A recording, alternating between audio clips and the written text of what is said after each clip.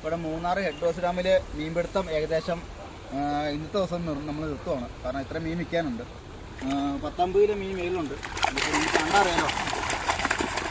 ഇതൊക്കെ നല്ല സൈസുള്ള മീൻ കുറച്ച് കിട്ടിയിട്ടുണ്ട്. 2 കുഞ്ഞുങ്ങൾ കിട്ടിയിട്ടുണ്ട്. എല്ലാ മീനും ഉണ്ട് ഇതിനകത്ത്. അപ്പോൾ നമ്മൾ രാവിലെ വന്നായിരുന്നു. വീശിയാണ് ഇത്ര മീൻ പിടിച്ചേക്കുന്നത്. അപ്പം ഇങ്ങനത്തുള്ള നല്ല നല്ല നല്ല മീനുകളുണ്ട്. മീനെ കാണിച്ചില്ല.